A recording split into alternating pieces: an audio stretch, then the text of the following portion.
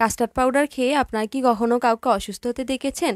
আমাদের পুরো family custard powder খেয়ে অসুস্থ হয়ে পড়েছিল এবং এই দুর্ঘটনাটা কিভাবে আমাদের সাথে ঘটেছে এটাই আজকের ব্লগে আপনাদের সাথে শেয়ার করব। পুরো ব্লগ দেখতে থাকুন। আসসালামু আলাইকুম, সবাই কেমন আছেন? আশা করি সবাই অনেক ভালো আছেন। আজকে দুপুর 2টা থেকে ব্লগটা শ্যুট করা শুরু করেছি। আর এখানে আম্মু আদা রসুনগুলো পেস্ট করে নিচ্ছে, কারণ আম্মুর আদা রসুন পেস্ট শেষ হয়ে গিয়েছে এই জন্য। আসসালামু আলাইকুম, সবাই নিশ্চয়ই আল্লাহর রহমতে ভালো আছেন। তো এখন আমি আদা রসুনগুলো পেস্ট করে নিয়েছি। আসলে এখানে কয়েকদিন যাবত আদা রসুনগুলো শেষ হয়ে গেছে, তো আসলে হাতের আলসি আর কি করা হচ্ছিল না। তো আজকে দেখি না করলেই নয়, তখন আজকেই পেস্টটা করে নিয়েছি। আর এখানে এখন আমি কিছুটা মাংস আর কলিজা একসাথে ভুনা করব, আর সেখানে কিছু আলুও দেব। তো আলু দিয়ে নাকি কলিজা ভুনা করলে অনেকেই বলে অনেক মজা হয়, তো আজকে আমি সেটাই ট্রাই করছি। আম্মুর হাতের এই মাংস কলিজা ভুনাটা খেতে আমাদের অনেক বেশি ভালো লাগে, কারণ এই কলিজা ভুনাটা বেশি মজাদার হয়, কারণ যেহেতু এটাতে মাংস দেওয়া থাকে এই জন্য। আম্মু কলিজা ভুনাটা করার জন্য প্রথমে নিয়ে নিয়েছে কলিজা 1/2 গ্রাম, আর এখানে দিয়ে দিয়েছে আদা রসুন বাটা আর একটা পেঁয়াজ বাটা দিয়ে দিয়েছে। পেঁয়াজ বাটা দিলে এটা টেস্ট আরও বেড়ে যায় এই জন্য। আর এরপর এখানে দিয়ে দিয়েছে 2টার মতো পেঁয়াজ, মানে 1 কাপ পেঁয়াজ।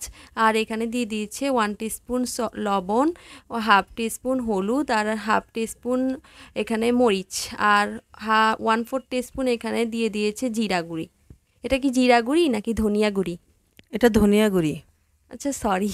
আর এখানে দিয়ে দিয়েছে আম্মু তেল, পরিমাণ মতো তেল দিয়ে তারপর এটাকে ভালোভাবে মেখে নিচ্ছে। এটা এইভাবে রান্না করলে বেশি মজাদার হয়। আমার নানু এইভাবে রান্না করে, এই জন্য আম্মু এখন এইভাবেই রান্না করে। আসলে আম্মা যখন আসছিল তখন কলিজা ভুনা করছিলাম, আম্মা এভাবে হাতে মাখিয়ে বসিয়ে দিয়েছিল। এত মজা হয়েছিল সেটা। তাই সেই সেই সিস্টেমটা আজকে আমি ট্রাই করতেছি, যে আমি আজকে নিজে করব, দেখি কতটা মজা হয়। এখানে তেলের কোয়ান্টিটিটা একটু কম হয়ে গিয়েছিল, এই জন্য আম্মু আরও একটু তেল দিয়ে দিয়েছে, কারণ এটাই শেষ তেল দেওয়া, আর কোনো তেল এখানে ব্যবহার করা হবে না। আর এখন আম্মুর হাতে থেকে ঢাকনাটা পড়ে গিয়েছিল, এই জন্য আম্মু অনেক রেগে গিয়েছিল যে কেন আম্মুর সাথে আজকে এরকম হচ্ছে। আর এরপর আম্মু ঢাকনা দিয়ে এটাকে বসিয়ে দিয়েছে। তাই যে কিছুটা অনেকটা হয়ে গেছে, তো আমি এখন আলু দিয়ে দিলাম। তো আলুগুলো অনেকক্ষণ ভরিয়ে কষিয়েছি, কষানোর পরে এখন আলু দিয়েছি। এখন আলু দিয়েও কিছুক্ষণ কষাবো।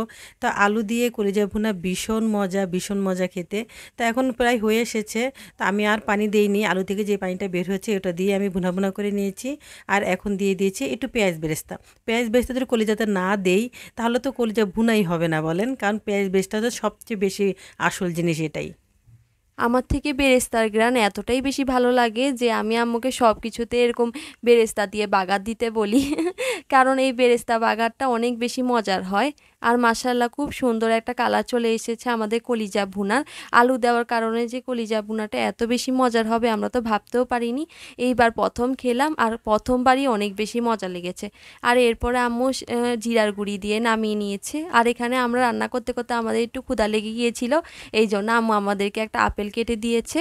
আর এখানে দেখুন আমাদের কলিজা ভুনাটা সুন্দরভাবে তৈরি হয়ে গিয়েছে।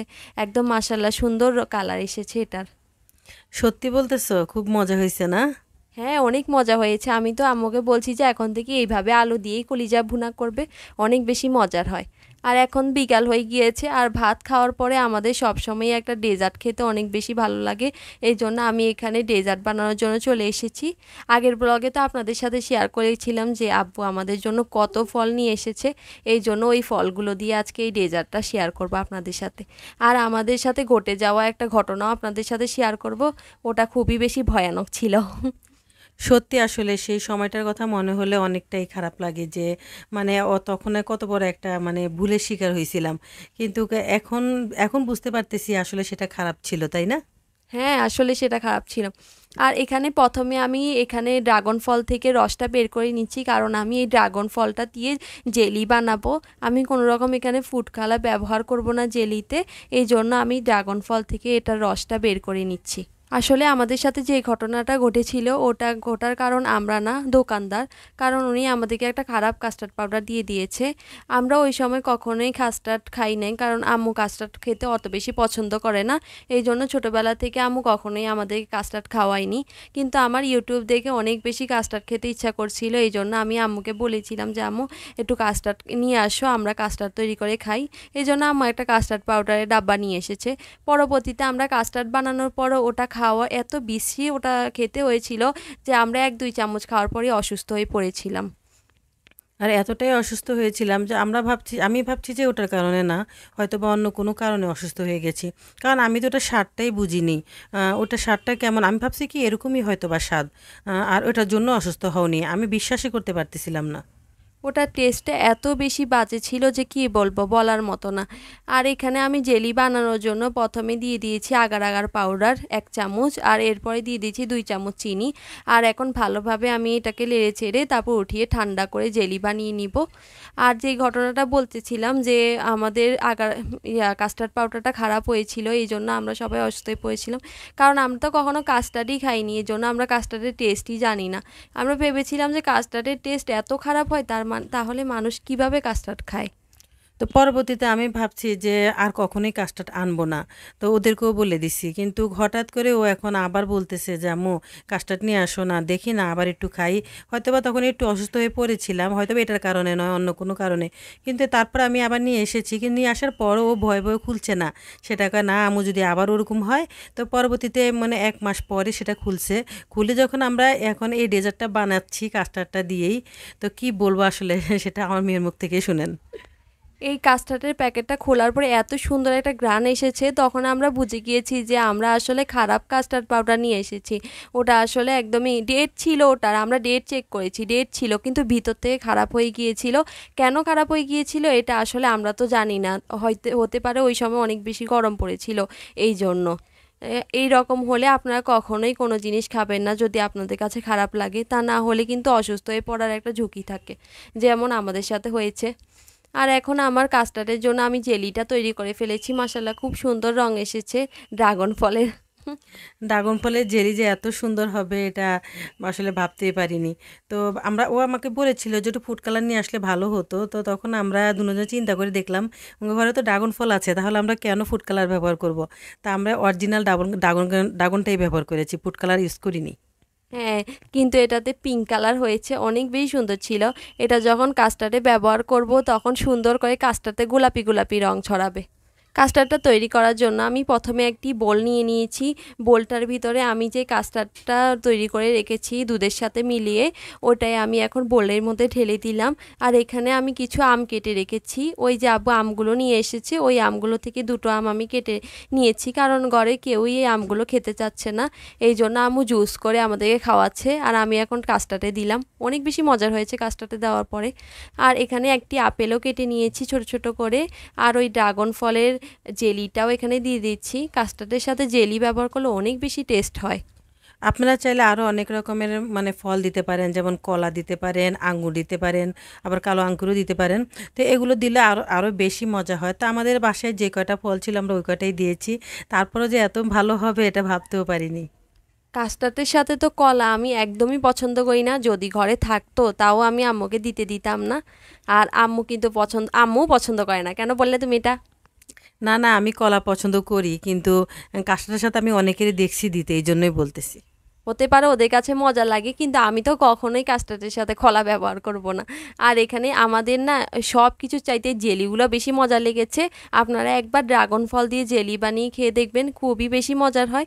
আমি এখানে কিছুটা জেলি আলাদা করে রেখে দিয়েছিলাম ডেকোরেশন করার জন্য, আর আমি এখন ডেকোরেশন করে নিচ্ছি জেলিগুলো দিয়ে।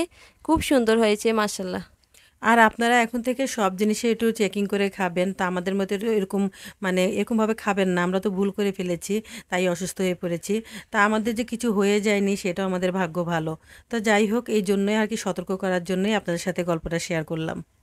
হ্যাঁ, আসলেই কোনো কিছু যদি আপনার মুখে খারাপ লাগে তাহলে ওটা কখনোই জোর করে খাবেন না, ওটা ফেলে দিবেন। কারণ ওটা খাওয়ার পরে যদি আপনি অসুস্থ হয়ে যান তাহলে তো আপনার কোনো কিছুই লাভ নেই। আর এখানে আমরা কাস্টার্ডটা বানিয়ে ফেলেছি, আর এখন আম্মু আমাকে বলছে তুমি টেস্ট করে বলো তোমার কাস্টার্ড তুমি কীরকম বানিয়েছো। আমার থেকে তো এত বেশি ভালো লাগছিল যে আমি এখানে মানে আনন্দ করছিলাম যে আমার প্রথম রান্না অনেক বেশি মজার হয়েছে। আমি এখানে সবাইকে এটা 1 চামচ 1 চামচ টেস্ট করাচ্ছিলাম, আম্মুকে এখন টেস্ট করাচ্ছি। আম্মু বলছে যে অনেক বেশি মজার হয়েছে, তোমার জেলিটা বেশি মজার হয়েছে। এই ড্রাগন ফল দিয়ে জেলি বানানোর আইডিয়া আসলে আমার মাথা থেকে আসছিল। সত্যি আসলে মানে ও বলছিল যে ফুড কালার নিয়ে আসার জন্য। তো পরে ও নিজেই বললো যে আম্মু আমাদের ঘরে তো ড্রাগন ফল আছে। তো ড্রাগন ফলের জেলি খুব মজা, আপনারা অবশ্যই বানিয়ে খাবেন। আমরা কিন্তু ভয়ে ভয়ে বানাচ্ছিলাম, কারণ কাস্টার্ডের অভিজ্ঞতা আমাদের অনেক খারাপ। এই জন্য আমরা নতুন কিছু এক্সপেরিমেন্ট করতে অনেক বেশি ভয় পাই। আর এখানে দারাজ থেকে আমাদের একটা প্যাকেট চলে এসেছে, ওটা হচ্ছে একটা লাইট। ওটা আসলে তামিম ওর নিজের জন্য অর্ডার করেছে, ওর রাতে পরার জন্য।